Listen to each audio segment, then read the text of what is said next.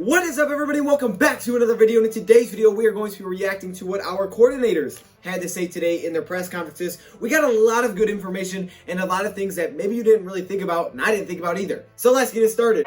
What's up, guys? Jeremy Davis here, wide receiver for the Detroit Lions. Just want to encourage the Lions fans and any football fans in general to subscribe to my guys' channel, DoseOfDion.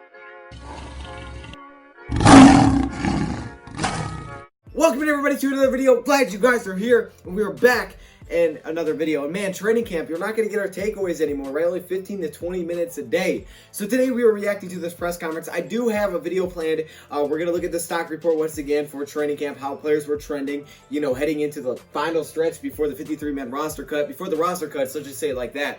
So there's a lot of good things that we have planned. Obviously, the fantasy league. We have a lot of cool things coming your way. I also have some reaction videos, but in today's video, man, we're going to be reacting to what our coordinators had to say. And there was a lot of good gems in here. I mean, there was a lot of things that I heard him say. I'm like, I didn't even think of that. Like, obviously, that's a great way to look at things. And we also got to hear about players that have impressed them, you know, what they've seen from their team. And there's some really cool stuff in here, okay? We got to hear from the special teams coordinator, the offense coordinator, and the defense coordinator. So Darrell Bevell, Corey Undlin, and Brandon Coombs. Let's get it started, okay? We're going to start off with the defense coordinator who spoke first, and that was Corey Undlin. But before we get into it, let's go check out the whiteboard comment of the day. Again, it still says 14 days. Anything else as of now? I really don't know what else to put up there. So if you guys have anything that you guys think I should put up there, definitely let me know. But as of now, man, it just says 14 days. The countdown is on. I'll keep that countdown going until the season kicks off. And if you guys have any questions or anything that you think I should put on the whiteboard, let me know, and I'll throw it at the bottom. So let's get to today's video. Let's discuss the defensive coordinator first. Let's discuss what Corey Undlin had to say. Now, the cornerback group has been all the talk so far, I would say, for the defense side of the ball. I mean, they really didn't ask too much about the pass rush or anything like that, which is definitely something I would have asked about. I would have definitely asked about some players that we haven't heard a lot about, you know, the defensive line. I know that Corey Undlin was a secondary coach before, but he is our defense coordinator now, so, you know, he's in charge of that entire defense. So I probably would have asked some questions about the pass rush, but it was a lot about the secondary. So the first thing was about Amani, and let me just say, the guy has total confidence in Amani Oruwariye. When he was asked how he would feel if he started week one, he said he was very, very impressed with what Amani has done on the field so far, and he would be very confident. He would feel more than ready with starting Amani at that cornerback position week one. He's more than ready, I would say. I mean, we're not to that point. We haven't made that decision yet. Very, very impressed with where he is at. The things that he's done this far.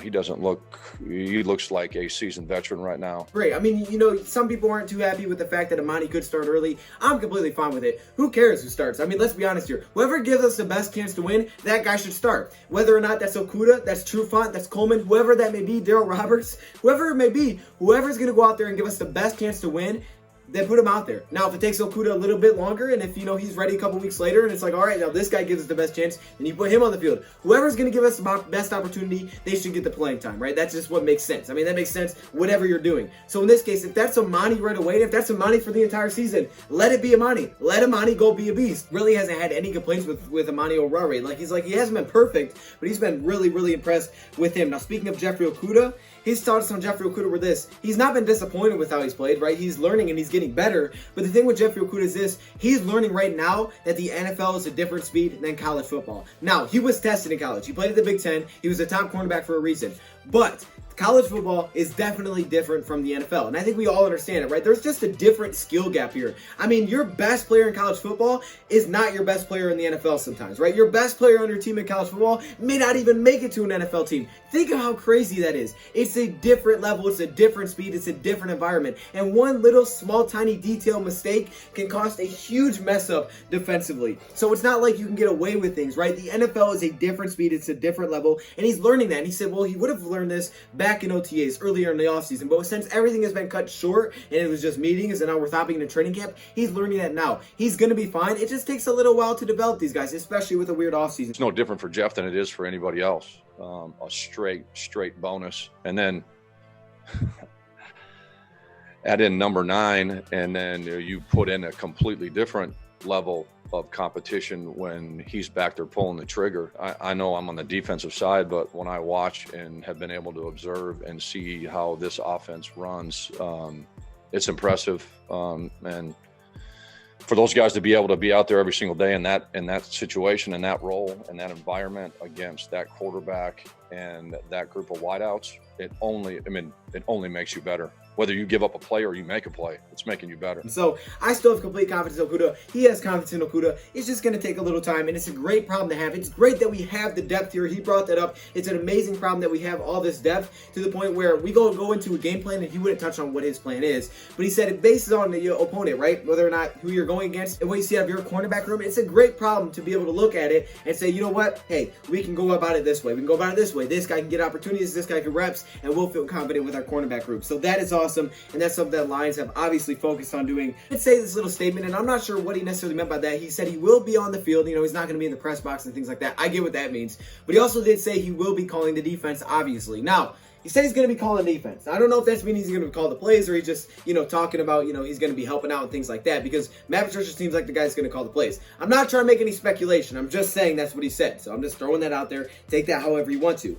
Now let's move on to the offense coordinator side. I have a lot of takeaways here, so I try to keep it kind of small. I mean, it was a lot of talking. Plus, I have a lot of clips, so I'm going to try to not touch on too much. I'm going to try to keep these things kind of quick and kind of get through them. So moving on the offensive coordinator side of the ball, obviously he was asked about Matthew Stafford a bunch. I mean, Matthew Stafford, come on, man. You're asking about the franchise quarterback. He's healthy. There's a lot of things to ask about. He's very impressed with Matthew Stafford. He just said he's basically just dialed in. He has looked really good. He's just super dialed in. I really wouldn't say that's any different than even last year. I've always been impressed with him coming here. He's always been a guy that's been on top of the game, been on top of his game, been on top of our offense, from day one.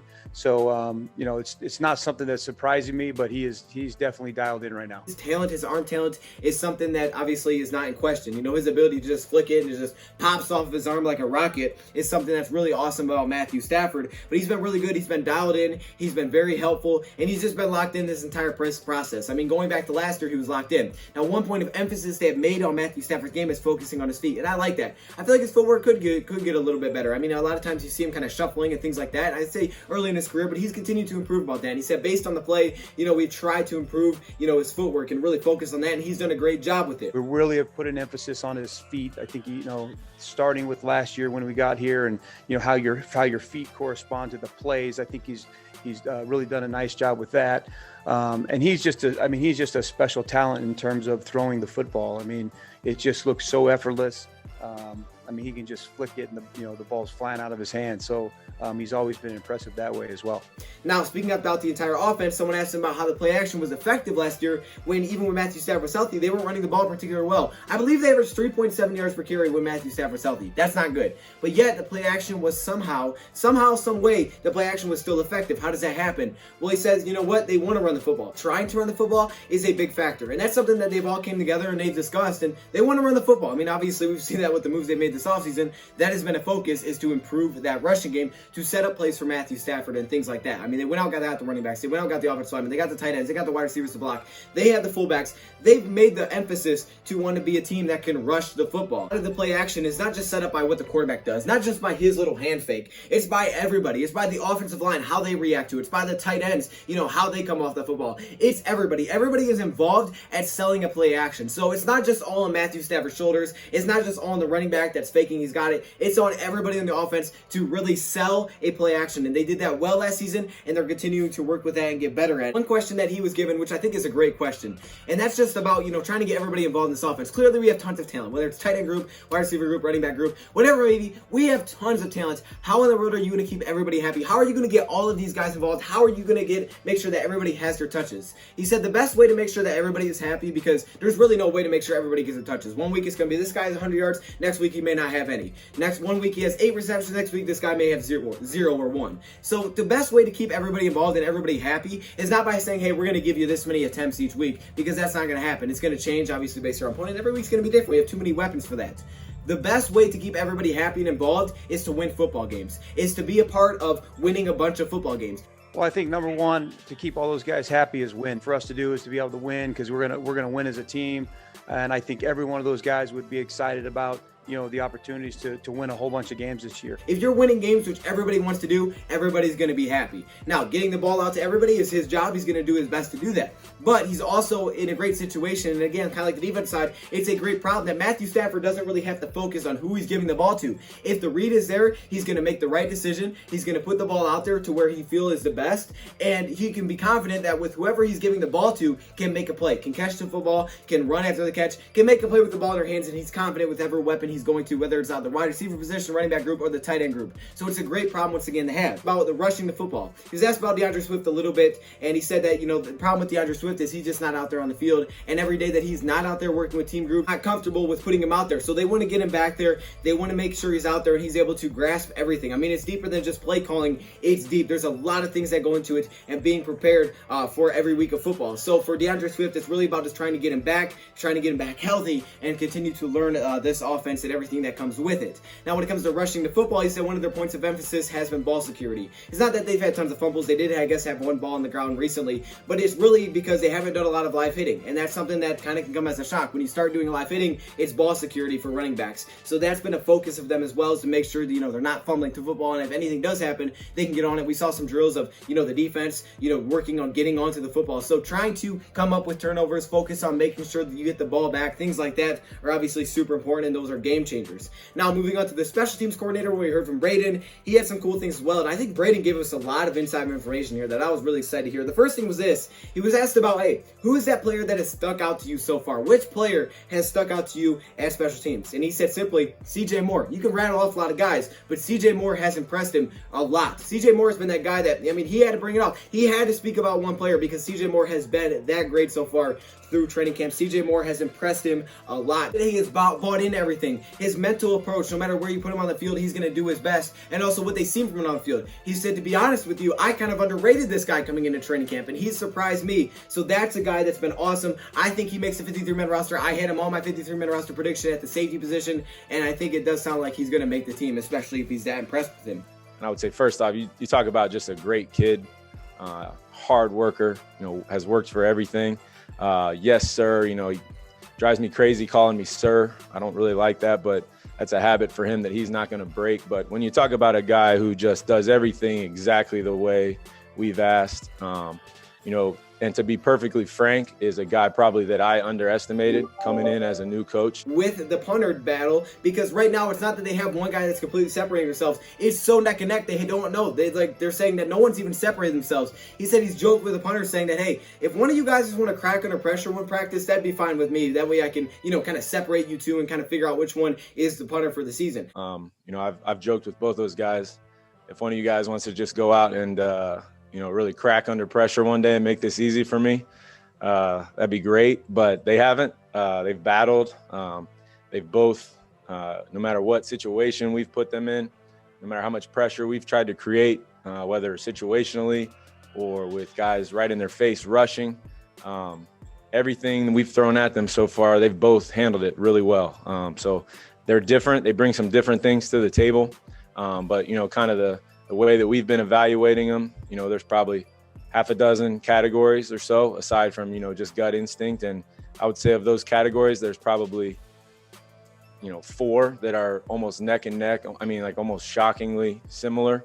And then of the other 2, it's kind of split in terms of who's got the edge. So it's really neck and neck. I have no bias to who it is. I just hope the best punter is out on the field. And for a guy like Braden Coombs, he said it's a great problem, but, it's a really tough decision. They got a week left really to decide who that punter is going to be before they start making cuts, because right now it's so neck and neck. There's about 6 categories that they look at. 4 of them are crazy close. They're just close on everything. And then the other 2 are basically split. Now, we don't know what those categories are. It would be cool to hear them, but obviously he's not going to tell us those. But, they're both coming out there, both working hard, and they give you their own style, but they're also so good and they're competing so hard that the competition is so tough to decide. They haven't made that decision yet. If they did make that decision, they wouldn't tell us. But they're hoping that in the next week, maybe someone could separate themselves. What it takes to win the long snapper battle, because we've heard from Dave Burkett that he believes Stephen Mortel may have a step up in this race. So what does it take to win the long snapper battle? There's really 3 things that go into it. Of course, the snap. If you're not making a good snap, if it's not good time, if it's not in the right spot, that's a problem. You have to make a good snap. Then it's protection. After a snap, to get up and protect, especially in punts. Now, field goal a little bit, but really in punts, because he has to make that snap. He has to get get up and he has to protect, which is really tough because everybody else is already looking up. The long snapper has to look down, make the snap, get up, and then protect. That's crazy. I mean, that is a very tough job. So we got to give credit to those guys. And obviously all the pressure is on the world, because all the pressure on the world is on these guys, because you never talk about your long snapper unless they make a bad play. You just never do. But it's that one bad play that they make, the one little mistake can cause a game to change just like that, because those are huge. Their little mistakes are not just little mistakes. It's not just a drop pass. Their little mistakes can cause a complete turnaround in a football game. Also discussed, how long snapper going to battle, and then he talked about how he was proud to be a Detroit Lion, and all of these guys really said that, how proud they are to be a part of this organization, all of them coming together, and how well they've learned from everybody and all their experiences. I mean, it's just been a great bond and relationship they've had with our coaches and players, and they're just happy to be a Detroit Lion. I know I'm proud to be a Detroit Lion fan. I'm sure you guys are too. We're proud to be part of the Lions family. It's an awesome family to be a part of, and I love hearing from all these coordinators. Let me know your thoughts in the comments below. How do you guys feel about these coordinators? I appreciate all of you guys for stopping in. Good things are on the horizon, man. We got a lot of cool video ideas coming soon. We're really close to season, only 2 weeks away, and don't worry, guys. The fantasy leagues, I'm trying to schedule still what dates I'm going to have. We may do our first draft tonight if everybody can make it, because based on the polls that worked, I just have a party to go to. It's actually my sister's party. Happy birthday to her. I have her party to go to. It was actually her birthday yesterday, but since I have her party, I haven't really decided when I'm going to be free for that, so I'm still trying to decide, but I do appreciate all of you guys. We do have the whole week, but I'm just trying to figure out what works best. I know not everybody's going to be able to make it. It just happens that way. I'm not going to be able to make it so everybody can make it, but I'm going to do my best to get as many people involved as I can. So let me know your thoughts in the comments below. Thank you for watching, and I'm out.